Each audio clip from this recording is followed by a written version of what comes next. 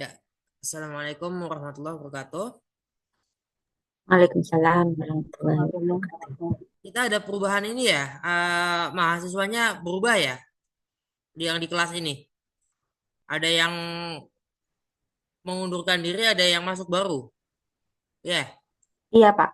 ya, nanti dikasih laporan aja. Apa, atau kalau misalnya ada absensi yang baru, nama-namanya. Itu di mana di Bu Ami ya ininya, absensi yang, Absennya. ya. Iya, Nanti di Bu kita Ani. malam ini mana Bu Ami? Udah masuk belum? Udah tadi, Pak. Mana ya? Sudah Pak, ada. Oke, Sudah, linknya sudah saya ini kan. ya.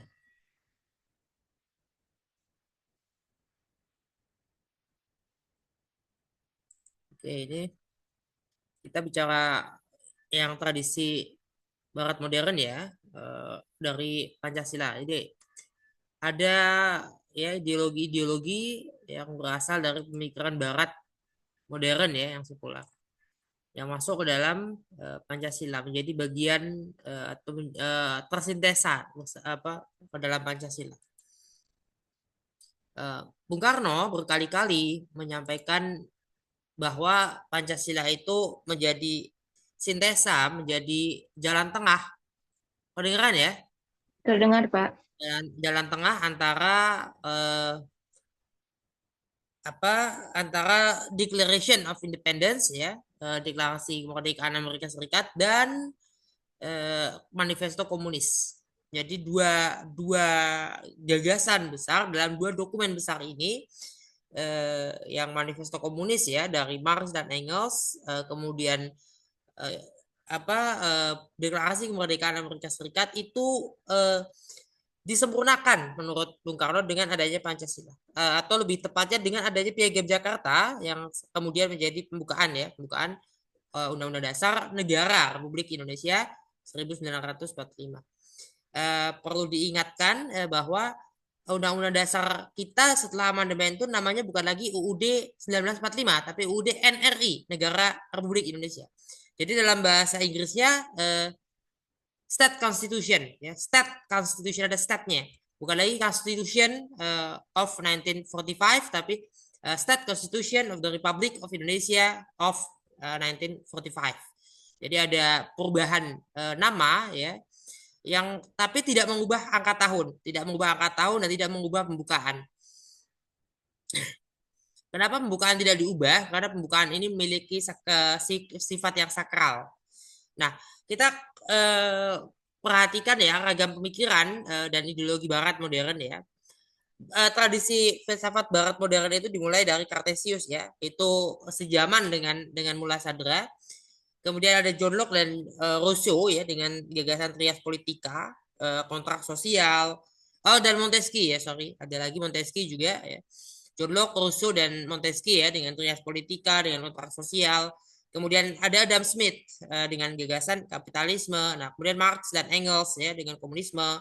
Satu karya monumental dari seorang Karl Marx. Adam Smith punya beberapa karya juga. Max Weber ya dengan Protestant Ethics ya. Nah, kemudian Lenin, Stalin dengan Komintern ya, USSR yang didirikan oleh Lenin, ya, itu adalah satu gagasan baru ya, membentuk satu komunis internasional. Ini yang menghantarkan dunia ke dalam satu perang dingin ya, 1948, 1989 ya, bukan 90. Ini saya lupa mengedit. Nah, sebelum kontrak sosial, negara imperium ya, raja itu dan keluarganya membentuk negara imperium. Ya, negara-negara imperium itu dibentuk oleh satu golongan, satu kelas, satu strata sosial. Nah, desa ya, dulu itu desa. Desa itu dari mana? Ada keluarga, keluarga membentuk satu desa. Nah, desa kuno itu tetap berangkat dari nilai-nilai feodalisme. Desa kuno ya, bukan desa hari ini. Nah, kebanyakan kuwu, lurah, ya, sebutan lain yang ada di Pulau Jawa itu memang jabatannya itu turun-temurun. Itu setidaknya sampai dengan abad ke-19 atau awal permulaan abad ke-20. Yang jelas ketika Dendels, ketika Raffles masih ada yang turun-temurun. Tapi tidak diketahui apakah setelah Van den Bosch masih ada, apakah setelah eh, Hindia Belanda itu di tangan gubernur jenderal berikutnya masuk abad ke-20 masih ada nggak? Kalau berdasarkan Lucien Adam, disertasinya Lucien Adam itu masih ada. Sampai abad ke-20 awal masih ada. Dan tidak hanya di Pulau Jawa tapi di luar Jawa. Di Sumatera masih ada. Jadi di Sumatera itu kepala desanya turun-temurun. Masih ada. Di Mandailing masih ada kepala desa turun-temurun pada saat itu. Kemudian raja itu membangun istana dari ibu kota. Ya, ada penaklukan-penaklukan, ya. Disitulah imperium. Ya. Nah, sifat alamiahnya manusia itu adalah bebas, ya, berkumpul, ya, bebas berkumpul, ya kan? Itu sifat alamiah manusia. Manusia secara alami inginnya bebas dan inginnya berkumpul bersama dengan sesamanya. Menurut Rousseau, manusia itu memilih untuk patuh itu kepada siapa? Manusia itu memilih membentuk entitas politik eh, atau kelompoknya atau bergabung dengan siapa. Itu filsafat kebebasan, ya. Filsafat manusia itu punya kehendak atau enggak? Menurut Rousseau manusia punya kehendak. Jadi bukan natural. Sehingga kita tuh mau ikut raja atau enggak itu adalah kehendak kita kok gitu. Ya karena manusia berkehendak. Jadi Rousseau menolak bentuk-bentuk perbudakan. Karena perbudakan kan budak itu dia nggak bisa melakukan tindakan yang di luar dari keinginan majikannya. Budak itu benar-benar hanya nunggu perintah dilaksanakan kayak robot, ya. Dan memang kata robot pada masa itu di wilayah bahasa-bahasa Slavik, ya.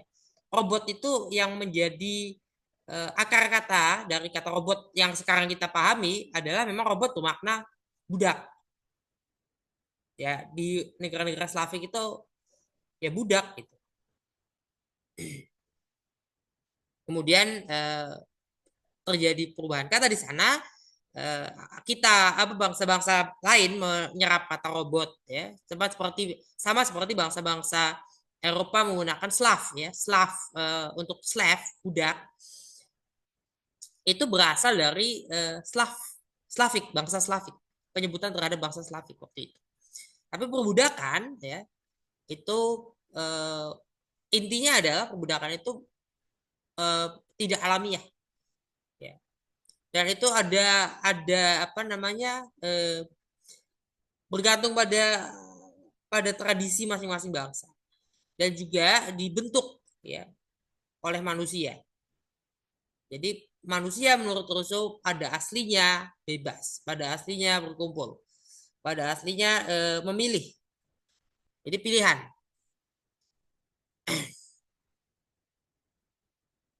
Jadi dari keluarga terbentuklah desa. Jadi itulah prosesnya, ya, ini proses. Manusia itu membentuk keluarga membentuk desa membentuk kota. Itulah negara kota, awal negara kota itu ada. Kemudian negara imperium berdiri. Kerajaan, kesultanan, keisaran, monarki, ya, berdiri. Belum ada negara bangsa. Negara bangsa itu lahir kira-kira setelah gagasan nasionalisme itu muncul. Kira-kira negara bangsa yang pertama, kalau anak apa yang menjadi asumsi saya, negara bangsa pertama-tama ya Amerika Serikat. Negara bangsa pertama. Sebelumnya belum ada negara bangsa.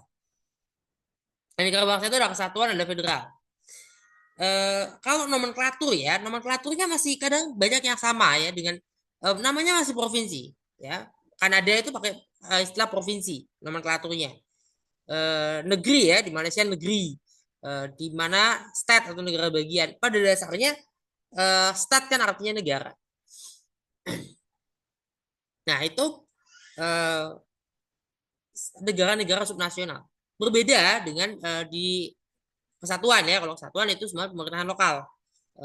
Di bawah negara adalah pemerintah. Pemerintah hanya satu, pemerintah pusat. Sisanya adalah pemerintah lokal. Otonomi daerah itu berbeda dengan membentuk negara bagian.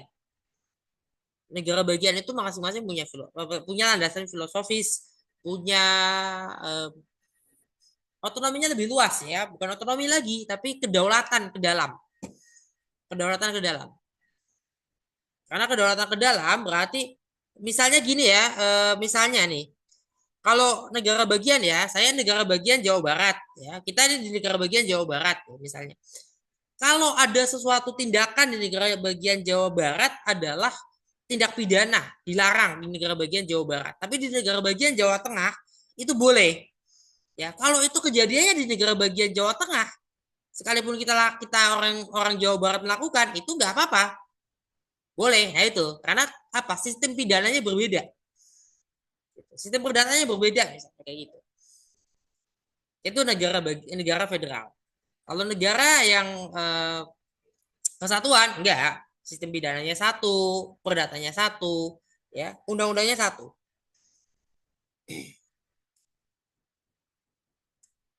Kok nggak jalan ya? Halo? Oke, kita melihat Pak. lagi ke halo? Iya, jalan kok, Pak. Jalan ya? Hmm. Oke. Oke, kita lihat John Locke dan Montesquieu ya dengan Trias Politica. Nah, Trias Politica ini ada pembagian dan pemisahan ya. Kalau seperti US ya, United States itu pemisahan kekuasaan. Kalau di Indonesia itu pembagian. Indonesia masuknya yang pembagian. Saya kira Belanda juga pembagian. Pemisahan itu seperti di Amerika Serikat pemisahan. Saya nggak tahu ya negara yang lain. Yang pemisahan itu berarti mereka itu nyaris tidak bisa campur tangan satu sama lain. Nyaris nggak bisa. Jadi kayak Amerika Serikat itu duta besar bisa ditarik begitu aja sama presiden, diganti gitu aja tanpa persetujuan DPR-nya. Tapi kalau di Indonesia itu harus persetujuan DPR. Itu bagian. Nah, kenapa sih kita ini harus membagi kalau Indonesia ya? Kenapa harus membagi? Kalau ya kita perhatikan lagi negara yang adalah negara kesatuan ya, kekuasaan kedaulatan itu satu. Tapi kedaulatannya dibagi tiga. Ada kedaulatan legislatif, kedaulatan eksekutif, dan kedaulatan yudikatif. Nah, di situ maka tidak bisa DPRD itu punya kedaulatan legislatif. DPRD kan tidak punya kedaulatan legislatif. Jadi di situ letak perbedaannya. Kedaulatan legislatif itu berada di legislatif, di DPR, kita bersama-sama dengan DPD. Nah, kalau ya misalnya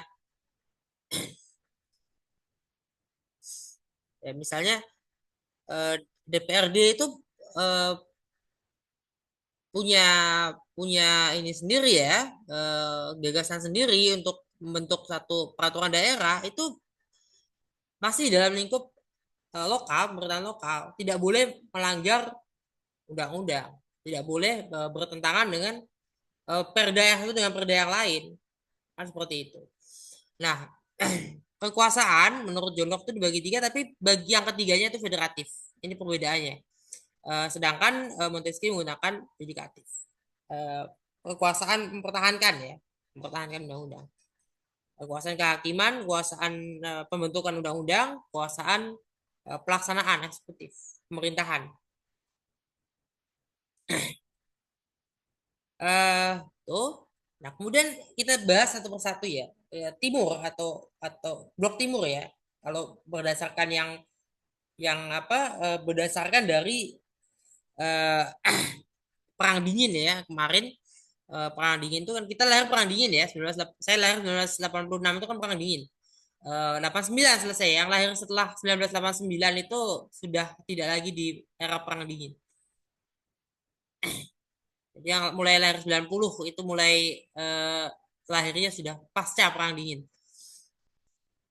Sosialisme, komunisme ya, atau filsafat Marxian ya. Marx, Engels ya dan filsafatnya, filsafat Marxian ya atau Marxis. Nah, materialisme itu menjadi satu isu awal materialisme. Jadi realitasnya dibatasi pada realitas empiris. Sejalan ini dengan positivisme, modernisme hingga postmodernisme. Ya, nah, teori kritis feminisme dan lain-lain justru berangkat dari sini. Ya, kalau nggak ada gagasan yang membatasi pada realitas empiris, sama seperti ketika realitas rasional, ya. Nah, akhirnya kan sudah rasio digunakan untuk memahami realitas. Kemudian ada teori kritis yang lebih sifatnya lebih komprehensif di sini. Nah, kritik Marx yang paling terkenal ya agama adalah candu, Obedius ya. Candu. Saya sendiri melihat memang terjemah bahasa Indonesia ini kurang akurat ya, sangat tidak malah cenderungnya tidak akurat terjemahan bahasa Indonesia karena opiat. Opiat itu kita pahami candu atau candu dalam artian seperti arak atau seperti narkoba gitu. Which is actually itu maksudnya tuh obat bius ya, obat bius. Memang sih obat bius itu narkoba juga, tapi maksudnya kan obat bius di sini yang itu digunakan memang oleh otoritasnya, ya.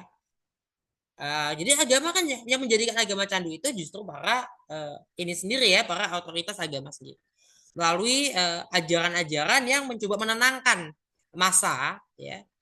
Tenang, jangan apa istilah, jangan protes ya, udah terima aja. Nah, itu kan ya, gagasan-gagasan seperti itu.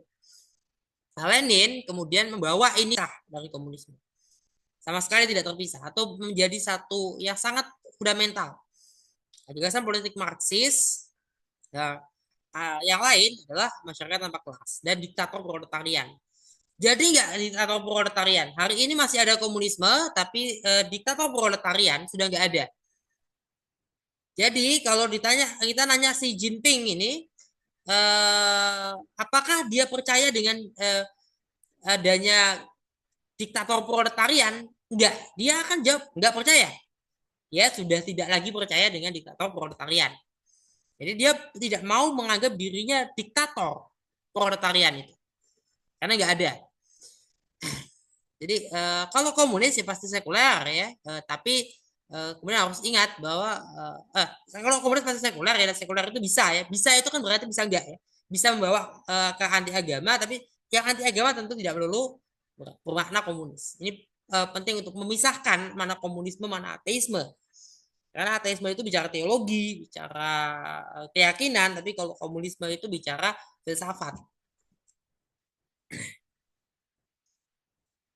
Nah, kecenderungannya komunis memang pada populisme, pertentangan kelas. Nah, konsepsi pertentangan kelas ini juga masuk ya. Pertentangan gender ya, itu ada pertentangan kelas, pertentangan gender, itu kan fakta bahwa itu ada ya. Dan pasti ada.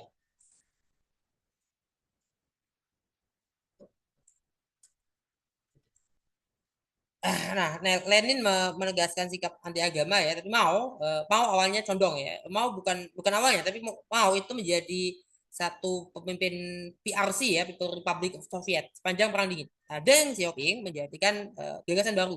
Ini yang mengantarkan kenapa kok Cina, kok Tiongkok itu masih masih bertahan dengan komunismenya.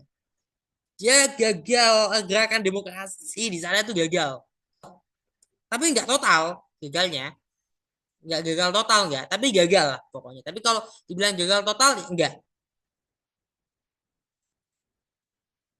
hanya mereka itu kalah aja terus. Nasionalisme, Islamisme, Marxisme yang dibawa Soekarno, apa yang ditulis antaranya diterbitkan dalam di bawah bendera revolusi, inilah upaya awal dari sintesa pemikiran tadi ya, yang dilakukan ini dulu sejak awal, jadi jauh sebelum Deng Xiaoping. Jauh sebelum pokoknya jauh sebelum Deng Xiaoping. Dan pastinya sebelum Mao, karena Mao itu setelahnya dari tahun ya. Di bawah bendera revolusi itu jilid 1 itu tulisan Bung Karno sebelum kemerdekaan tuh. Sebelum kemerdekaan. Jadi kalau sebelum kemerdekaan kan kira-kira tahun berapa, dan pertama adalah nasionalisme, Islamisme, Marxisme, itu yang pertama. Ditulis sebelum Mao menulis karya-karyanya. Nah, konsepsi masyarakat tanpa kelas ini sudah ada dari dulu. Plato sudah pernah menggagas itu, Ibn Khaldun pernah menggagas itu.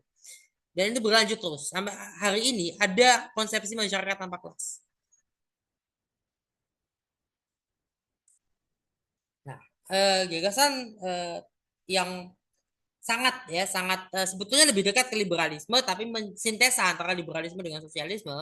Dan ini yang dikenal, yang terbukti ya di negara-negara seperti Belanda, negara-negara Skandinavia, di Jerman, pada level federal ya, dan di Austria juga ada bukti-bukti itu ya terlaksana. Itu sosial demokrasi. Sosial demokrasi ya berkaitan sosial ekonomi. Ini dipakai, diadopsi oleh Muhammad Hatta dan Syahrir. Ya, Syahrir mendirikan partai, tapi Muhammad Hatta tidak mendirikan partai, setahu saya. Sempat jadi mendirikan partai.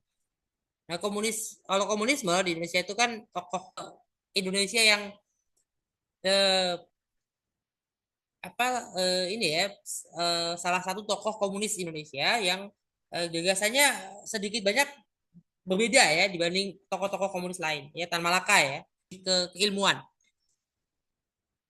Nah, demokrasi pada masyarakat sosial demokrasi itu semi langsung, jadi partisipatoris representatif. Nah, model parlemennya berbeda. Bandingkan bentuk parlemen Inggris atau ke Den Haag, ke Den Haag. Pernah jalan-jalan ke Den Haag gitu. Belum. Ada nggak di sini? Nggak ada. Ya saya juga belum pernah jalan-jalan ke Den Haag. Tapi maksudnya kalau kita lihat ya di sana itu mereka itu untuk datang untuk dekat-dekat dengan bangunan gedung parlemen itu kan ketat ya. Tapi mereka bisa bisa foto-foto depan gedung parlemen. Itu nggak terlalu banyak pemeriksaan, nggak mereka dan nggak ini ya, nggak apa namanya istilahnya itu tidak terlalu ketat dan tidak terlalu dipersulit. Capitol itu gedung besar ya, seperti istana, sama kayak White House juga di Bukit Capitol, nama bukit. Saya nggak tahu, mungkin bukit itu diberi nama berikutnya ya setelah ini kan. Capitol itu kan juga punya makna tersendiri ya, yang berkaitan dengan fungsi. Dulu baru bukitnya yang dikasih nama. Kemudian White House juga kan sama, kira-kira bisa nggak kita bisa jalan-jalan tur keliling White House, tapi kan masuk ke gedung DPR Senayan itu kan nggak gampang. Dan ketika orang demonstrasi di parlemen eh, di parlemen kita ya, di DPR kita itu kan jauh, jaraknya jauh lah ya. Saya jalan kaki, kalau ke sana jalan kaki. Kalau misalnya mau datang saya biasanya jalan kaki karena memang menggunakan transportasi umum. Tapi sebagian kan pakai mobil. Kenapa pakai mobil? Karena memang parkirannya jauh di dalam. Kalau mobil ya, kalau motor agak lebih ke pinggir tapi nggak lewat yang depan itu yang biasa di demo. Lewat belakang. Agak di depan juga nggak terlalu susah untuk masuk ke parkiran. Tapi kan nggak ada orang demo di situ. Demo itu selalu di tempat yang eh, biasa di demo ya. Sudah ada tempatnya khusus ya. Dan itu jauh dari, jadi nggak kedengeran, jangan kan kedengeran. Jangan kan orang orang mau lihat mau tahu, mereka nggak peduli ya, nggak mendengarkan, bisa jadi mungkin peduli tapi melihatnya kan aman lah, mereka itu anggota DPR itu ketika di demo itu aman gitu. Nah, ini lanjut ya, Magna Carta, Declaration of Independence ya. Nah, kita mulai dari kapitalismenya dulu. Untuk Barat yang ini ya, yang liberal, yang liberalisme, demokrasi ya. Smith ini punya gagasan yang berkaitan dengan kepentingan individu, kepentingan personal, ya. Individualistis ya. Seolah Smith menolak sistem sosial. Karena menurutnya tidak satupun peduli dengan keseluruhan sistem. Nah, kalau ini dibaca begitu saja, tentu ini eh, dampak dari pendapat ini akan sangat besar ya. Memang sangat besar dampaknya terhadap apa namanya individualisme atau kapitalisme ya. Nah, kritik terhadap Smith itu antara lain dilakukan oleh Marx, Weber, dan seterusnya. Nah, selain Karl Marx itu ada Max Weber ya. Nah, kita langsung ke Max Weber. Kalau Karl Marx sudah ya. Nah, Max Weber membangun konsepsi etika Protestan, ya, etos kerja. Dia bukan hanya pembenaran ya, tapi dia mencoba mencari tahu apa kapitalisme itu yang kira-kira ada nilainya untuk dibawa ke dalam bahwa kapitalisme dan agama itu sejalan gitu ya, atau punya punya nilai yang cukup berharga dalam kehidupan kita sehari-hari.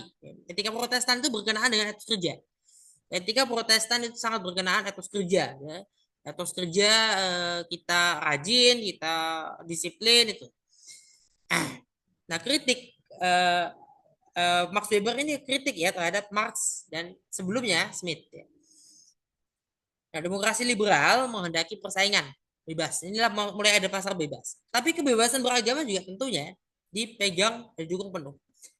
Nah, kita lihat beberapa negara, ya, Inggris, Prancis, Spanyol, itu pernah menerapkan eh, prinsip ya, satu negara, satu agama. Ini teori politik yang sebetulnya berangkat dari masa-masa lampau ya, sudah pernah dilaksanakan sebelumnya, tapi ini terutama pasca reformasi gereja. Terutama pasca reformasi gereja. Makanya ada gereja England ya, gereja Anglikan, Church of England. Ada Church of Denmark, ada Church of Norway, ya, dan seterusnya. Ya, gereja negara. Yang ini biasanya Protestan. Di luar itu adalah Katolik Roma. Yang di barat artinya Eropa ya. Nah, ini yang direspon oleh para pendukung liberalisme, pendukung sekularisme, yang tentu juga didukung oleh para pendukung kapitalisme. Nah, kalau Inkuisisi kan Inkuisisi itu merespon kejatuhan Konstantinopel. Mihnat dan Inkuisisi sama ya. Mihnat itu pernah terjadi. Teologis Al-Quran itu makhluk atau bukan. Ini juga sebetulnya bentuk pemaksaan agama, bentuk intoleransi bagi Mihnat maupun Inkuisisi. Sama. Dalam artian ada kesamaan di sini. Ya, bentuknya berbeda, tapi formatnya berbeda, tapi itu pemaksaan agama. Kebebasan pasar ya. Kebebasan pasar itu pasti berkaitan erat dengan impor ya. Jalur perdagangan itu kan dikuasai oleh para penguasa yang menguasai wilayahnya. Kalau wilayahnya dilewati, pasti dia bisa menghadang kapal yang mau lewat, bisa melarang kapal untuk berlabuh, bisa menahan kapal udah berlabuh di sini jangan balik lagi itu, atau jangan melanjutkan perjalanan udah di sini aja habiskan barang dagangannya. Itu bisa terjadi ya, seperti itu.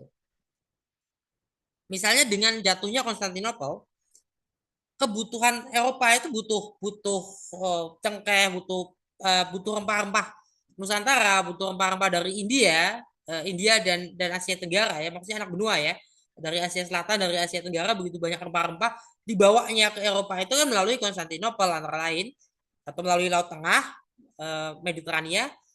Ini jadi mahal karena Konstantinopelnya dikuasai oleh Utsmani. Kalau mereka mau beli, mereka datang ke Istanbul, beli rempah-rempah, dinaikkan harganya, dinaikkan pokoknya. Nah ini pada masa itu belum ada lembaga seperti World Trade Organization gitu ya, nggak ada organisasi perdagangan dunia yang bisa apa istilahnya bisa menjaga harga itu. Kalau ini kan kita punya sekarang. Hari ini kita punya misalnya kalau minyak ya, harga minyak itu diatur ya. Komoditas minyak itu. Itu kan contohnya. Dan banyak. Nah, dulu itu belum ada. Dulu Konstantinopel dikuasai pokoknya kalau mau keluar dari Istanbul ini rempah-rempah bayarnya lebih mahal lagi. Sementara kalau di wilayah yang dikuasai Utsmani harganya masih lebih murah atau harganya wajar ya. Nah, ini kan menjadikan satu kerugian dong bagi masyarakat Eropa. Nah, ketika itu masih mayoritasnya Kristen.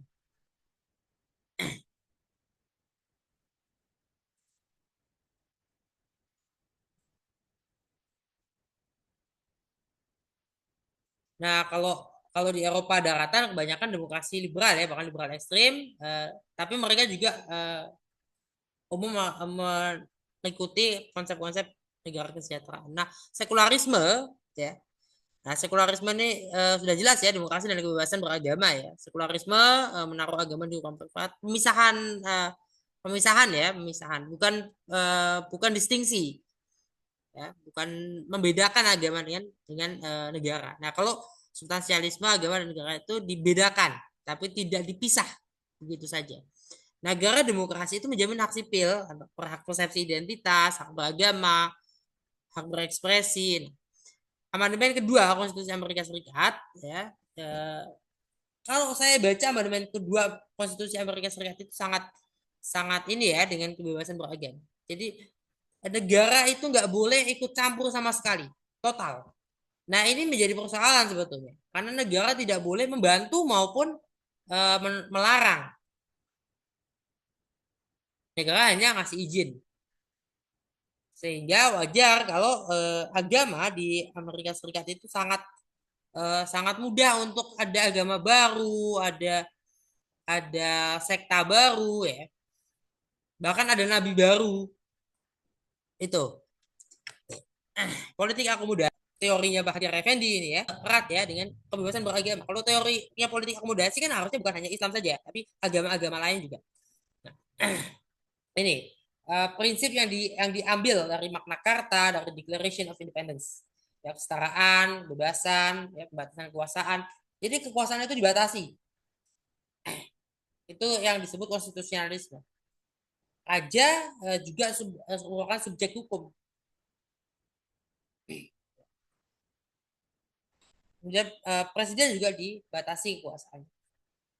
Ada pengakuan legal, ada pelaksanaan kontrak sosial.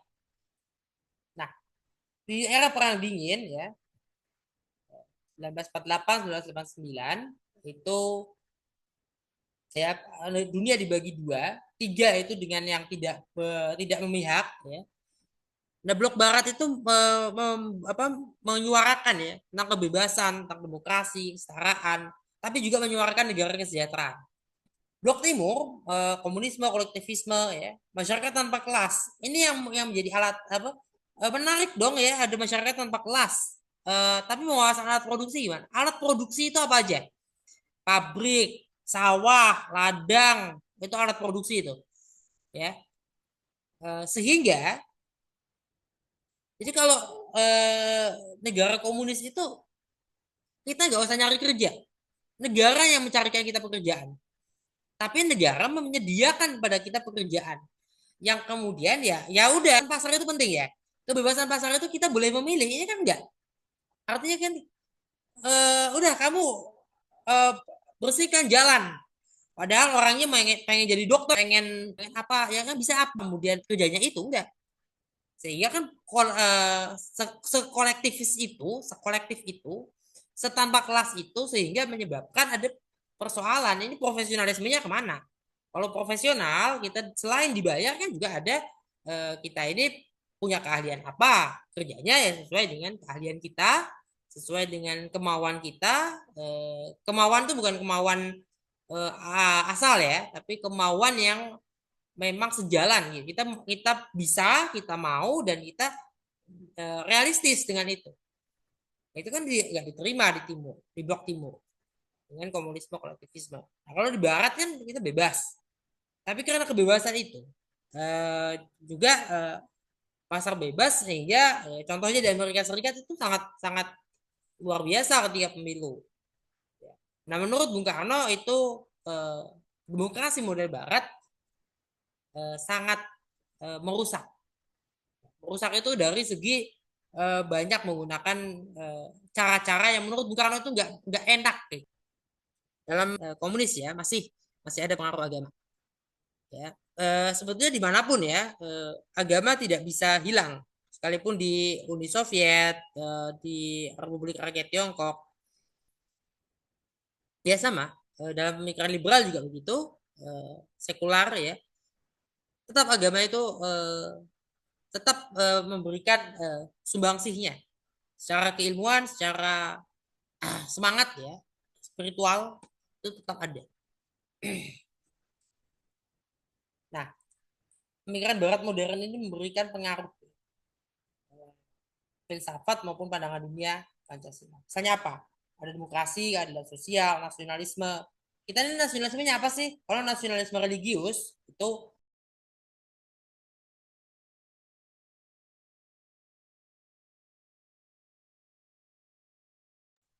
Halo, ya, saya tadi terlempar ya. Oh iya Pak. Iya. Ya tadi ya, ada apa aja demokrasi ya, demokrasi nasionalisme ya. Bung Karno itu melihat nasionalisme memang sesuai dengan nasionalisme yang apa bisa ditemukan ya di sebagian wilayah ya. Coba deh negara-negara bangsa yang lain, terutama kesatuan. Kita lihat Jepang. Jepang itu etnis mayoritasnya ada, ya, etnis mayoritas yang sangat sangat dominan. Thailand punya etnis mayoritas juga yang sangat dominan. Mana lagi?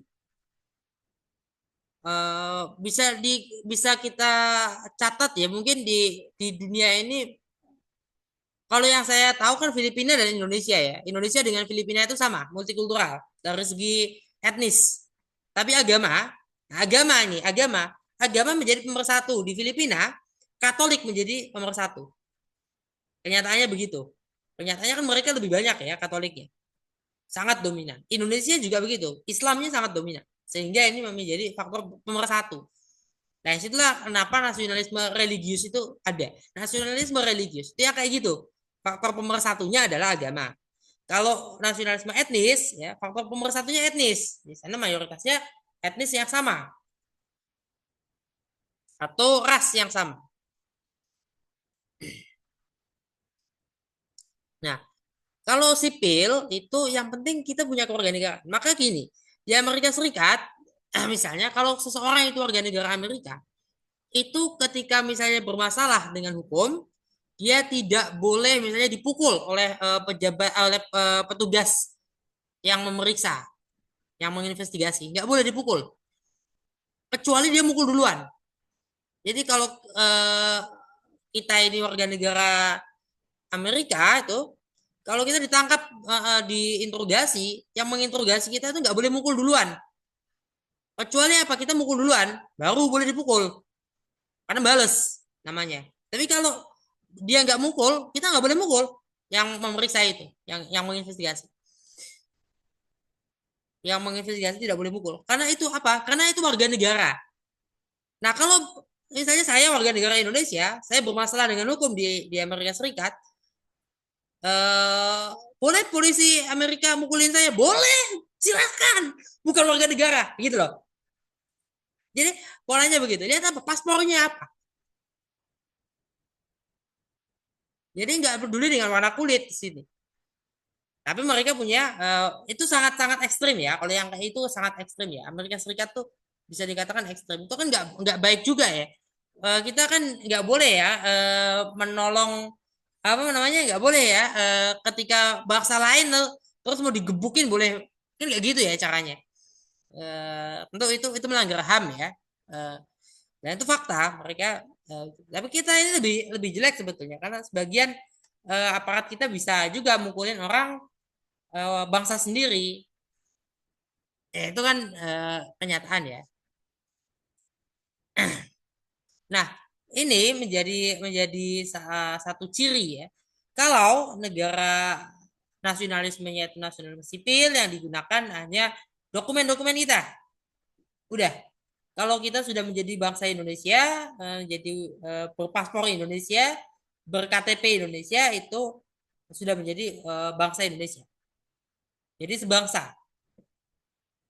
Kalau berdasarkan Undang-Undang Dasar, warga negara Indonesia adalah bangsa Indonesia asli ya dan bangsa lain yang ditentukan oleh undang-undang. Jadi bangsa Indonesia asli itu siapa? Orang Jawa, orang Sunda, orang Batak, orang Dayak, orang Bugis, orang Aceh, orang Minang, tuh bangsa Indonesia asli. Jadi memang Indonesia ini landasannya ius sanguinis. Sisanya adalah bangsa lain yang ditetapkan oleh undang-undang. Jadi orang Tionghoa, orang Arab, orang mana orang Eropa, orang India yang ada di Indonesia, ya, yang menjadi warga negara Indonesia berabad-abad lamanya, itu ditentukan oleh undang-undang menjadi bangsa Indonesia.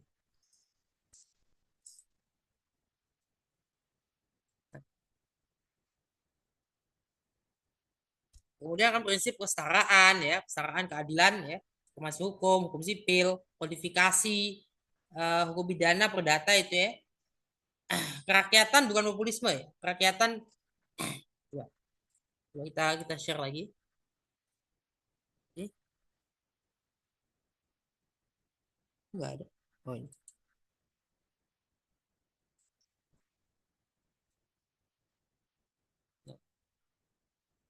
Kerakyatan ya. Kerakyatan tuh bukan bukan bukan populisme bukan. Oh. Bedanya apa? Kalau populisme itu eh, ada pertentangan antara kelompok yang umum, yang awam, yaitu rakyat ya, yang dianggap sebagai rakyat atau dianggap sebagai golongan tertindas yang mayoritas, itu populisme tuh. Jadi ada rakyat nih, ada mayoritas rakyat, mereka rakyat ini berhadapan dengan kelompok penindas yang disebut elit atau kelompok elit lah, pokoknya kelompok yang elit yang menindas, yang itu minoritas dan itu menindas. Nah itu populisme tuh kayak gitu. Itu populis, retorikanya populis ketika mengatakan misalnya orang pribumi Indonesia kebanyakan yang mohon maaf misalnya kebanyakan yang miskin, yang pas-pasan, yang kelas menengah, sementara yang punya perusahaan besar konglomerat banyak yang dari Tiongkok ya, dari Tionghoa ya, suku Tionghoa, bukan bukan ini lagi loh, sudah Tionghoa Indonesia ya, mereka warga negara Indonesia. Nah, padahal kalau kita lihat fakta ya, misalnya eh, itu tidak berlaku internasional, tidak berlaku secara internasional ya, bahwa kelompok masyarakat migran atau kelompok masyarakat yang disebut tidak pribumi ya, atau yang disebut minoritas secara demografi, baik demografi suku bangsa maupun demografinya secara agama itu sedikit jumlahnya, kemudian mereka itu banyak menguasai ekonomi. Misalnya di Amerika Serikat kan mayoritas konglomeratnya itu juga kulit putih. Yang lambat laun mereka menjadi minoritas secara demografi. Sejak awal mereka mayoritas kulit putih itu, orang terkayanya juga kulit putih. Nah, kemudian juga di Turki kan orang Turki semua. Di Arab Teluk ya, Qatar, Uni Emirat Arab, yang biliuner itu, miliarder itu yang punya di atas 1 miliar US dollar itu eh, orang sana semua. Itu kan berarti ada tidak pasti ya. Di Indonesia eh, itu terjadi karena kebijakan dari misalnya pemerintah Orde Baru ya, yang sangat eh, ya memanjakan golongan tertentu ya, kayak misalnya mudah ya bagi yang penduduk asli jadi PNS. PNS sangat dimanjakan dengan jaminan-jaminan. Kita juga masih punya kesan-kesan bahwa kalau pegawai negeri sipil itu priayi. Padahal bukan, pegawai negeri sipil hari ini bukan lagi priayi. Birokrat hari ini bukan lagi priayi. Tapi kan itu yang menjadikan gagasan populis apa, eh, itu yang menjadikan terlihatnya kalau ya orang-orang yang bukan ini ya, bukan bukan pribumi jadi lebih kaya. Ya mereka berwirausaha karena nggak gampang untuk masuk ke pegawaian negeri, nggak gampang masuk birokrasi.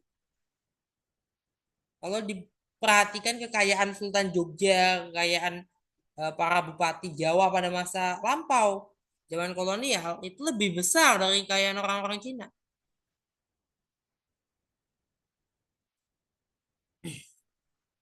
Hari ini ya nggak bisa mau kayak gitu. Ya itu. Tapi itu menjadi retorikanya populis. Kaum kaum populis. Tapi populisme itu yang kayak gitu.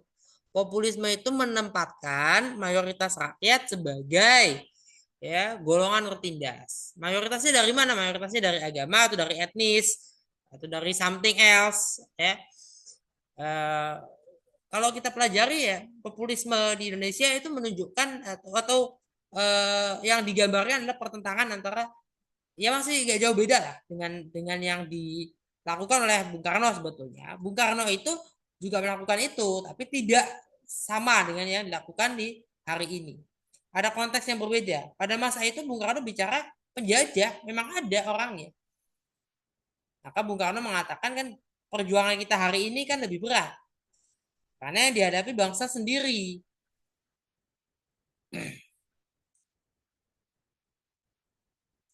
Ya ini gagasan-gagasan Barat tuh banyak masuk ya ke dalam Pancasila. Oke, sampai situ ya, jam 8. Kalau ada tanggapan, ada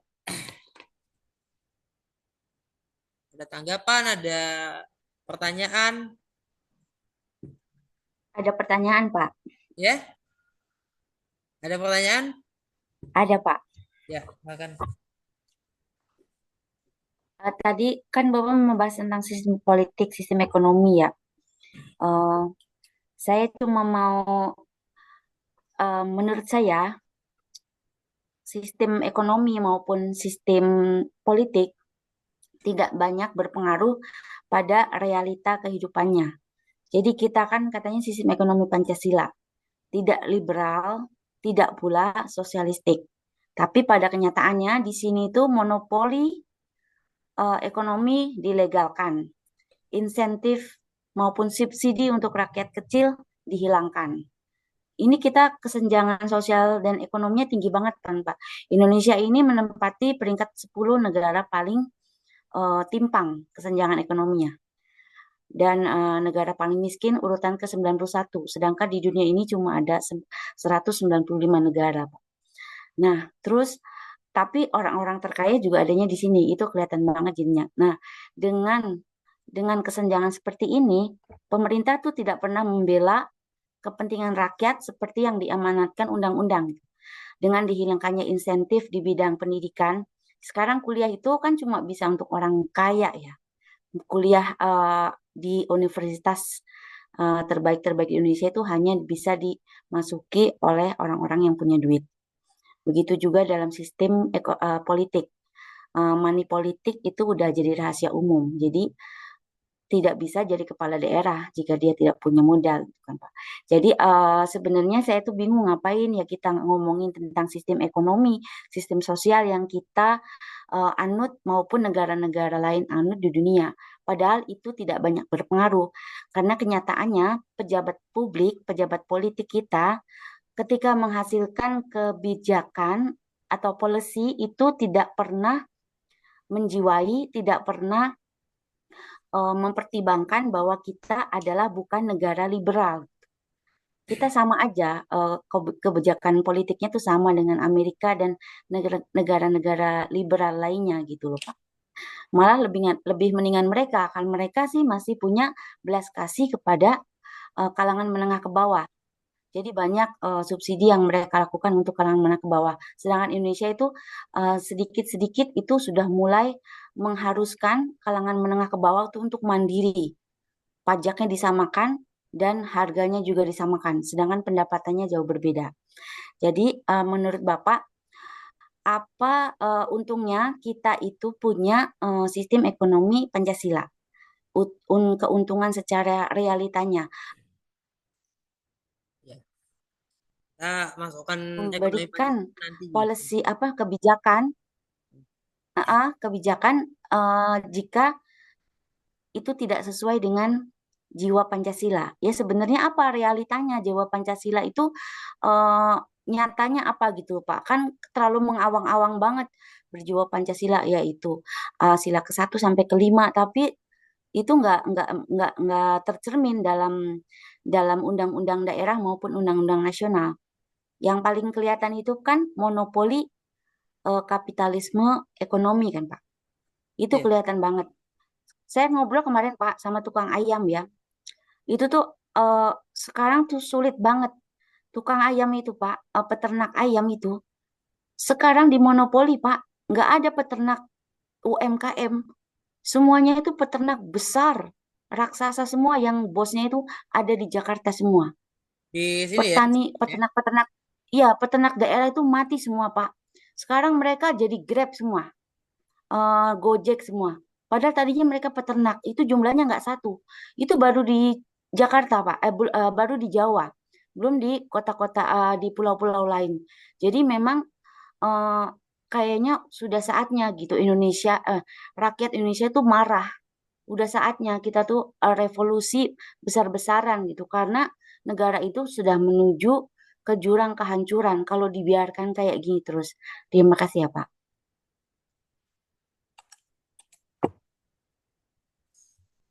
Oh ya, Oke. pertanyaannya itu ya, Pak, tadi, Pak. Pengaruhnya apa gitu, Pak? Sebenarnya apa Ya, eh, apa tuh? ekonomi Pancasila itu realitanya tuh apa? Apa namanya ya? Pasal Ya. nyatanya itu loh, Pak. Kalau kalau ekonomi Pancasila kita nanti bahas ya. Ini kan masih bahas bagaimana apa dari segi itu ya,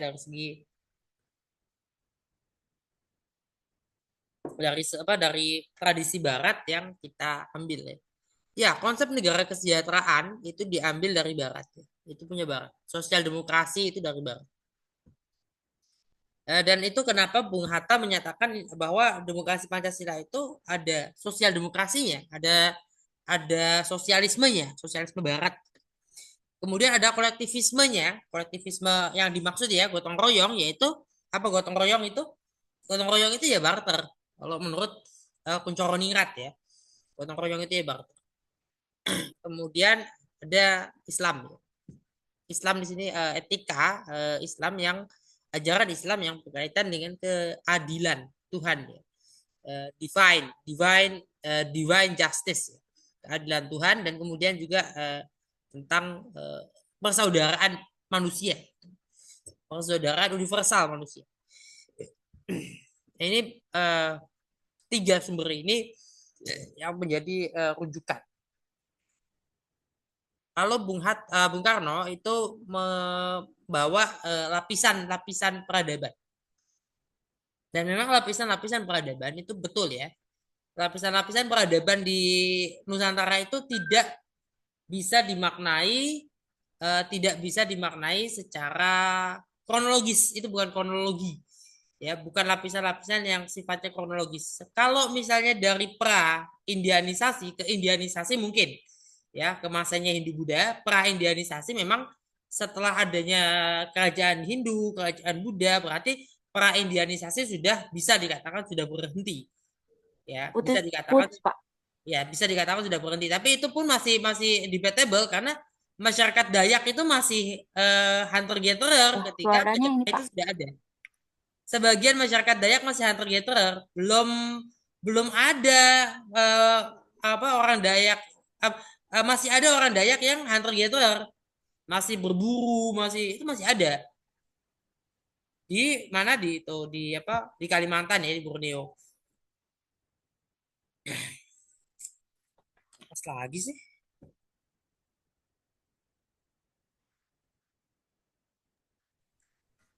Ya,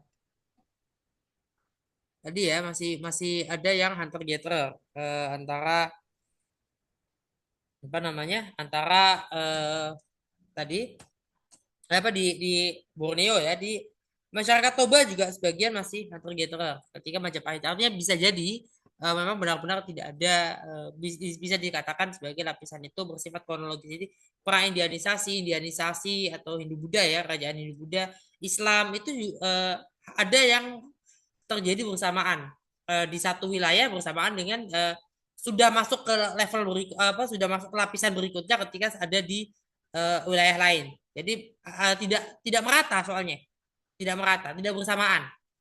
Ya, kemudian tadi Islam, kemudian akhirnya masuklah kolonialisme Eropa. Kolonialisme Eropa kan juga tidak merata. Seperti itu. Kolonialisme di Eropa itu enggak, apa kolonialisme Eropa di Nusantara itu enggak merata. Itu macam-macam. Pengalaman orang beda-beda. Pengalaman daerah berbeda-beda.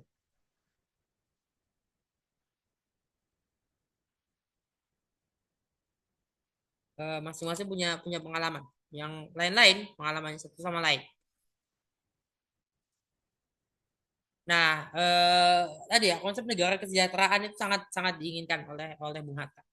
Bung Hatta ingin Indonesia menjadi negara kesejahteraan, tapi juga Bung Hatta ingin kita federal. Kenapa?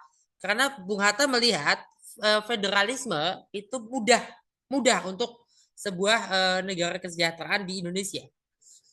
Nah, ini kan kita kemudian perlu diingat ketika kita sudah sepakat dengan bentuk kesatuan, tapi nggak harga mati nggak, memang karena posisinya juga pasca ya setelah kedatangan eh, Hubertus van Mook ya, setelah kedatangan Hubertus van Mook ya itu akhirnya kita jadi kembali tidak siap lagi untuk federal. Itu sama terjadi ketika reformasi juga kita belum siap lagi. Perlu kesiapan-kesiapan tertentu ketika kita bisa menjadi sebuah negara federal. Memang Indonesianya belum siap dan nggak bisa, bukan belum siap, sedang dalam keadaan yang sudah saat ini sedang tidak mungkin. 98 itu nggak bisa karena negara-negara apa calon-calon negara bagian tidak punya kemampuan yang sama untuk mengelola satu negara bagian. Kalau semua provinsi berubah jadi negara bagian nggak segampang itu. Karena ketika gini ya, Filipina, saya tanya liberalisme di Filipina itu liberalisme, federalisme di Filipina itu gerakan federalisme di sana gimana? Di sana itu ketika gerakan federalisme enggak, mereka ingin membagi tiga. Jadi Luzon, Visayas, Mindanao. Tiga ini yang namanya negara. Tiga ini jadi negara, jadi state ya. Setelah itu baru di bawahnya ada pemerintahan lokal. Jadi bukan bukan memasukkan itu seperti ini yang kita pahami provinsi jadi negara bagian, nggak gitu, nggak segampang itu. Ternyata Filipina ketika federalisme itu digagas, mereka ingin membagi cuma tiga. Ini kira-kira nggak jauh ya dengan keinginan sempat ya, memang kita sempat sempat hampir saja ya ketika dengan Malaysia itu ada apa konfrontasi dengan Malaysia, kita punya rencana itu sudah hampir jadi ya ingin menjadikan Indonesia, Malaysia dan Filipina satu negara. Namun tidak jadi, tidak berhasil karena Malaysia dukungan terhadap yang pro Inggris itu cukup besar. Apalagi Sarawak itu ketika itu ya Sarawak itu diperintah oleh rajanya itu orang Inggris, Raja Sarawak itu ya sampai sekarang ya Raja Sarawak itu punya kerajaan yang dibentuk oleh orang Inggris, orang kulit putih Inggris, orang white ya, orang putih, orang orang European ya, jadi raja membentuk dinasti di situ dan menyatakan tunduk pada raja dan ratu Inggris, tunduk pada mahkota Inggris.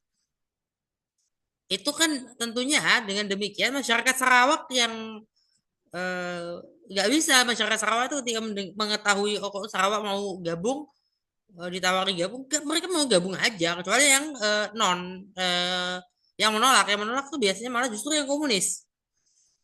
Nah ini kan kemudian jadi kacau karena pertentangan konflik ideologis, yang komunis, yang Islam, yang nasionalis, ini konflik ideologisnya sangat luar biasa ketika itu ya. Nggak hanya di Indonesia, di yang sekarang menjadi Malaysia, di Filipina saat itu juga. Akhirnya gagal. Nah kalau merdeka, kalau berhasil ya Indonesia, Malaysia, Filipina jadi satu negara itu berarti kan negara bagiannya yang di Kepulauan Filipina itu Luzon, Visayas, Mindanao, kemudian mungkin Sabah, Sarawak, ya barangkali Kalimantan atau Borneo itu hanya dibagi berapa, mungkin dibagi dua atau dibagi tiga, kemudian maksudnya dibagi dua lagi atau dibagi tiga lagi, kemudian apa namanya eh, Malaka ya, Semenanjung Malaka itu nggak mungkin jadi berdasarkan negara-negara kesultanan-kesultanan itu, nggak mungkin ke situ. Sultan-sultan itu nggak akan punya kedaulatan lagi total, karena akan republik kok. Akan republik berarti Melaka itu bisa bisa dibaginya cuman Melaka, misalnya Melaka Barat, Melaka Timur misalnya. Atau Malaya ya, Malaya Barat, Malaya Timur, atau Malaya dan apa gitu. Bisa jadi seperti itu. Kemudian Singapura, itu negara bagian itu akan terbentuk tidak berdasarkan itu, tidak berdasarkan kerajaan-kerajaan, tidak berdasarkan provinsi yang ada sekarang. Nah, federalisme nanti di Indonesia juga sama. Tapi kapan kira-kira ada ya satu prediksi ya bahwa 2045 kita kemungkinan mencapai lagi satu situasi yang sama dengan 1945. Kita bisa menyiapkan satu negara federal, tapi itu tentu dengan prasyarat lagi. Kitanya mau nggak? Kalau ternyata kitanya sudah puas di tahun 45 itu ya, misalnya kan ternyata udah puas kok, udah ternyata pencapaian Indonesia dengan negara kesatuan ini dalam 20 tahun loh ya, tinggal 20 tahun 2045 itu. 20 tahun ke depan ternyata udah ini kok udah enak kok, ternyata nggak apa nggak pengen jadi ini, misalnya NTT jadi satu provinsi tanpa bergabung dengan provinsi lain, tanpa menjadi negara bagian, jadi pusat pariwisata misalnya. Ternyata orang-orang banyak yang ke NTT untuk apa, berwisata. NTT-nya jadi kaya dengan pariwisata, nggak butuh pertanian misalnya, nggak butuh pertambangan misalnya. Mau gimana? Mau mau pengen federal lagi? Belum tentu kan, bisa jadi udah puas, udah senang, enak, ternyata gampang gitu kan misalnya ya. Nah, kita ini memang kasus-kasus ya, kayak misalnya pendidikan. Otonomi daerah di pendidikan, gaji guru memang dari negara ya, dari pusat. Gaji ya, gaji utamanya, gaji pokoknya.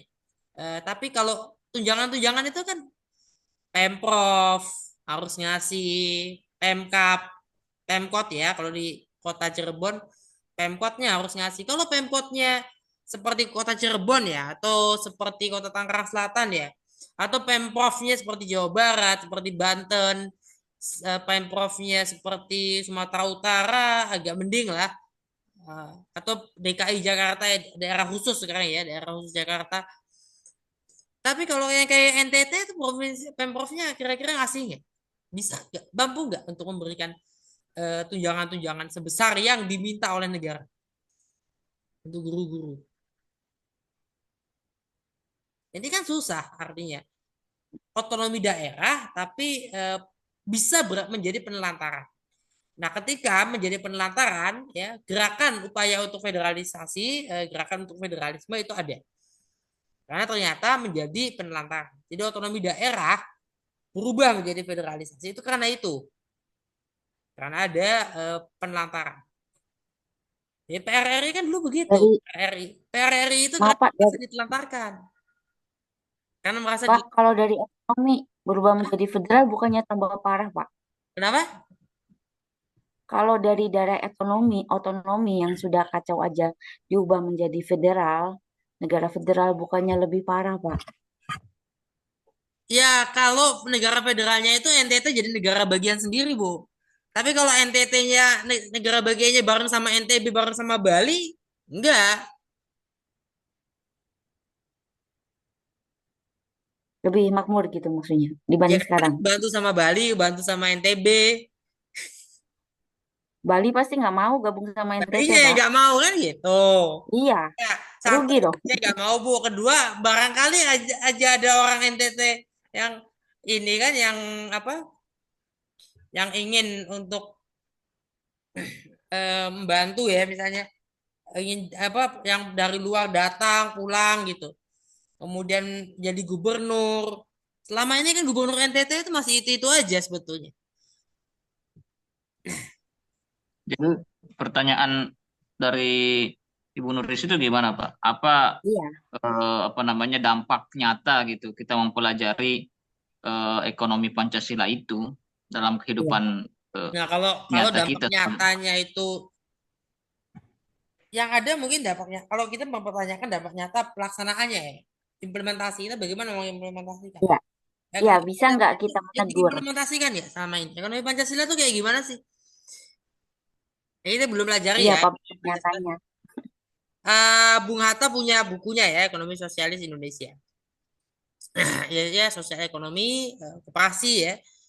Koperasi itu, ini menarik. Ada sebagian, ada rumah sakit ya, satu rumah sakit saya lupa. Rumah sakit apa ya? Itu koperasi bentuknya. Dia bukan PT, bukan perusahaan korporasi, tapi dia koperasi. Jadi rumah sakitnya adalah sebuah koperasi yang mendirikan rumah sakit.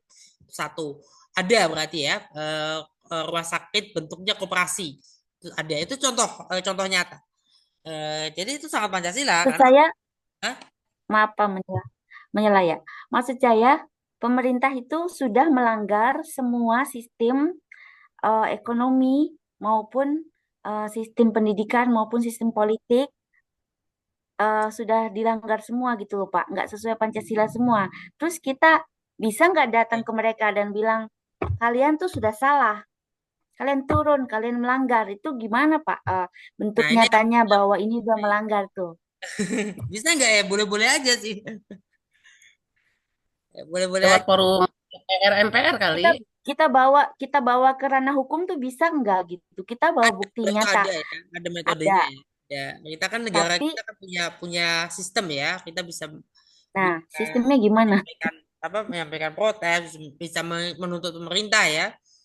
Eh, apa sih Bisa nggak menuntut isif ya? isif menuntut pemerintah Pak? Oh, itu bukan kewenangan saya ya, tapi bisa teman-teman kalau misalnya ini ya, membicarakan itu.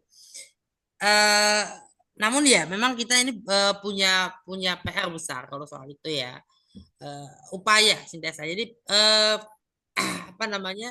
Sebetulnya saya menemukan di sini kan memang tidak jauh berbeda ya antara sosial demokrasi dengan gagasan ekonomi Pancasila maupun gagasan demokrasi Pancasila. Yaitu lebih ke partisipatif ya, partisipatoris. Kemudian, apa, semi langsung ya, semi langsung. Tapi kita ini punya punya masalah karena kita melakukan penyeragaman sistem pemilu antara pemilu lokal dengan pemilu nasional. Harusnya, atau gini ya, maksudnya bukan harusnya ya, sebaiknya kalau menurut saya kan pemilihan DPRD itu distrik sistemnya.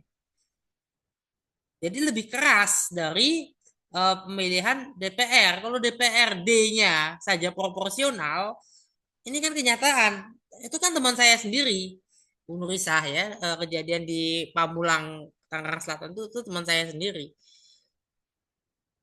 Yang naik kan, eh, ya ada yang naik kan juniornya gitu ya, yang terpilih ya ternyata, karena yang seniornya ternyata tidak terpilih. Dia merasa senior, gue kan senior, kok jadi nggak terpilih gitu. Sengketa, bahkan loh teman sendiri kok, maksudnya satu partai loh, karena ternyata tadinya, ya artinya tadinya harusnya setidaknya bisa dapat 2 kursi lah. Jadi tiap dapat satu, yang satu ini apa diambil apa atau memang didapatkan oleh yang juniornya, yang seniornya nggak terima. Ini kan jadi masalah. Kenapa yang seniornya nggak terima? Kalau dugaan saya gini, karena sistemnya proporsional. Jadi dia punya celahnya untuk nuntut. Coba kalau distrik nih, ketika distrik Bu ya, kalau misalnya distrik ya melihat suara partainya misalnya, itu bisa dua kursi. Jadi teman saya itu dan seniornya itu sama-sama dapat. Partai lain, yang partai lawannya nggak dapet untuk satu kursi, untuk 2 kursi ini. Karena ada satu kursi yang dia harusnya berhadapan dengan lawan di partai lain, dia akhirnya nggak bisa, mau nggak mau dia berhadapan dengan juniornya yang dituntut malah satu junior satu partai. Ini kan menjadi mengadu domba sebetulnya. Ya nggak, saya nggak menyalahkan KPU ya, cuma apa namanya? Jadinya seolah-olah ada ngapain satu partai juga berantem sendiri. Kan lawannya itu yang rebut kan yang merebut kursi itu kan bukan dari partai, bukan dari yang satu partai, yang beda partai. Karena dia proporsional, membuat akhirnya partai sebelahnya harus dapat kursi karena begini hitungannya. Akhirnya yang tadinya mau dua, hampir saja dapat dua jadi satu. Coba kalau enggak kan, suara partainya berapa? Sini, dua nih udah. Berarti sistemnya kan nggak sempurna ya Pak. Ada celah untuk melakukan ketidakbetulan gitu. Tidak beneran. Ya kan? Kalau kalau saya boleh usul Pak, kita kan Kecurangan. kuliah lama ya. Hmm. Kalau saya boleh usul, setiap pertemuan itu harusnya kita bikin siasat Pak. Siasat nyata. Apa yang harus kita lakukan ini untuk memperbaiki negara Pak. Ya, itu ya satu Kita bersiasat aja terus Pak. panjang. Tapi ya itu ya, kalau kita melihat kita belum tahu ya 2045 itu tinggal 20 tahun lagi. Ya, tinggal 20 tahun lagi. Nah, Pak Kasnadi gimana? Pak Kasnadi? Ya, mohon izin Pak dosen untuk Bu Nurisa. Siasat itu kan tidak diperlukan untuk kita sebagai akademisi. Kita harus memakai metodologinya, Bu. Seperti itu, apalagi mengkritik suatu negara. Dan saya mau menyanggah narasi Bu Nurisa tadi. Perihal tentang substansi bahwa pendidikan itu dinikmati orang yang berduit saja. Kita melihat dari program pemerintah, yaitu dengan Kartu Indonesia Pintar. Itu dari SD, SMP, dan SMA dibiayai oleh negara. Dan untuk kita kuliah seperti itu. Dan itu ada intensifnya untuk kehidupan di mana dia memilih universitas tersebut. Itu jangan terlupakan dengan program-program pemerintah yang sudah kita nikmati seperti itu. Nah, terus untuk kesehatan BPJS sudah ada. Dan melalui Bu, kalau kita mau kita melihat dari grafik Badan Pusat Statistiknya dulu. Dari jenjang kritik dari 5 tahun tersebut. Nah, di situ di BPS juga ada. Demikian pandangan saya. Terima kasih Pak dosen. Ya, terima kasih Pak Kasnadi. Ya kalau dari data kita memang tidak menderita. Semua baik-baik saja Pak kalau di data itu. Iya, kita sebagai akademisi jangan asal jeplak saja Bu ngomongnya. Itu bisa kurang kita sebagai akademisi. Makanya kita harus saya asal jeplak ya. Iya, asal menunjukkan studinya di mana, gitu Kalau loh. saya hanya bicara menurut Pak pada Kasnadi, lingkungan nyata aja Pak. Saya nggak bicara Indonesia. Saya lingkup 1 kilometer aja cukup. Oke. Kalau sebagai akademisi, kira-kira Pak Kasnadi dalam menyikapi seperti itu. dalam menyikapi fenomena itu nyata itu gimana Pak Kasnadi? Apakah menghadirkan data juga? Gimana? Kurang jelas. Seperti pernyataan Bu Nurus kan. Jadi di sekitar kita nyata sekali bahwa ekonomi itu, ketimpangan ekonomi itu betul-betul dirasakan. Nah, itu kan memang mungkin tidak terdata. Nah, Pak Kasnadi kan minta data. Kira-kira dalam menyikapi itu Pak Kasnadi gimana? Kita melihat dari Badan Pusat Statistik, Pak. Kita lihat di Google. Ada grafiknya di situ. Nomor 10 enggak? Tahun berapa, Bu? Angka rasionya itu 87 poin. Jadi kita the best 10 negara paling timpang di dunia. Enggak, Bu. Indeks kumulatif tersebut itu dapat dari mana? Loh, dari Biro Pusat Statistik dong, Pak. 24, Pak. Tapi yang bisa diakses kan Itu, terima kasih. Nggak bisa ditampilkan. Geser aja Pak. Banyak cari kebenaran pribadi gitu. Saya nggak ada kepentingan apa-apa di sini. Saya pengen ada kita sebagai kalangan akademisi, kita punya tanggung jawab sosial yang lebih besar dibanding orang yang tidak berada di kalangan akademik, Pak. Kita tanggung jawab kita dengan orang yang cari lele di sawah itu tentu berbeda. Jadi kita punya tanggung jawab yang lebih besar. Makanya saya pengen kepentingan yang lebih luas, yaitu rakyat, gitu Sekarang Pak. ada program Jadi pemerintah dari presiden menurunkan menugaskan ke Kementerian Pertanian dengan petani modern. Nah, disitulah proses prosedur sektor pertanian milenial atau dan lain sebagainya suatu peluang-peluang nyata. Nah, tinggal ditanya seperti itu, Bu, menurut saya. Pak, Bapak mungkin tahu di bidang peternakan apa eh, kebijakan dari pemerintah, Pak?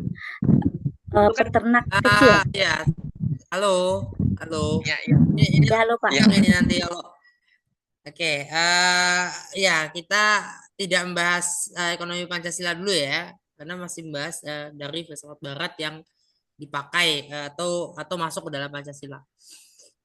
Kalau kita bicara secara keilmuan ya, tadi gagasannya Adam Smith, gagasannya Karl Marx, sampai Max Weber itu banyak dipakai.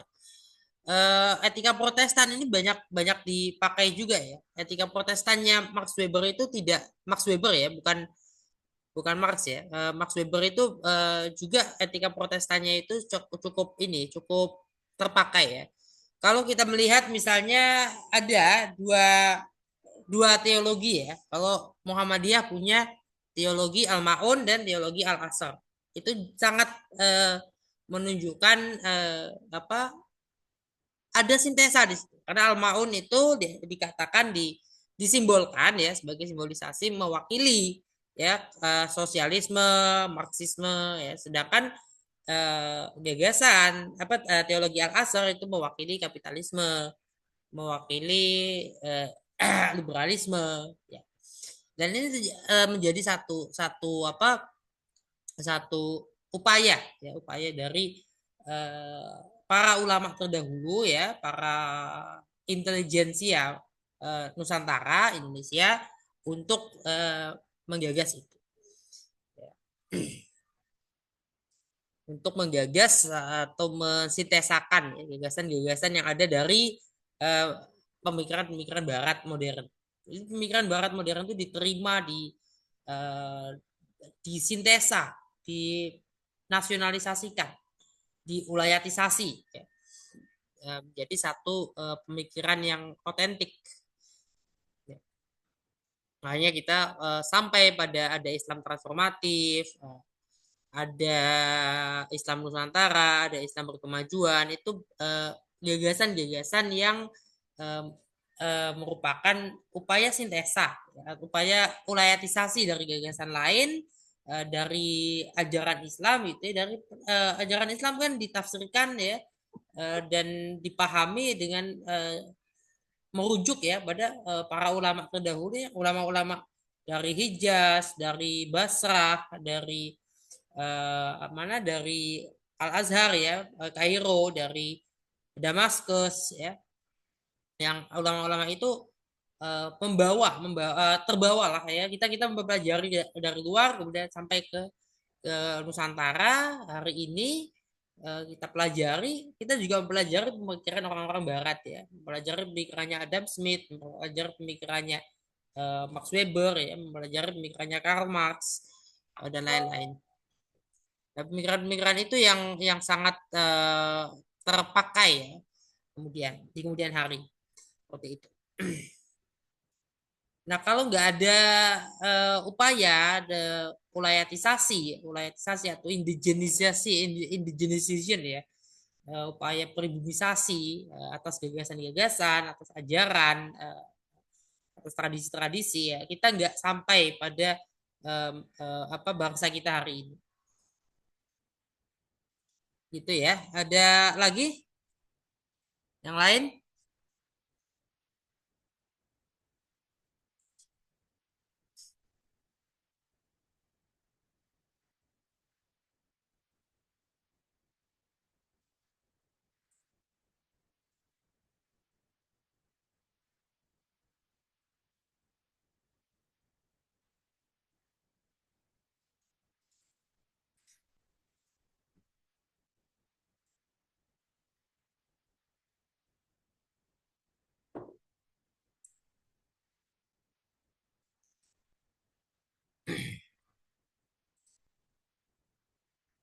Halo. Halo Pak. Mana ada lagi?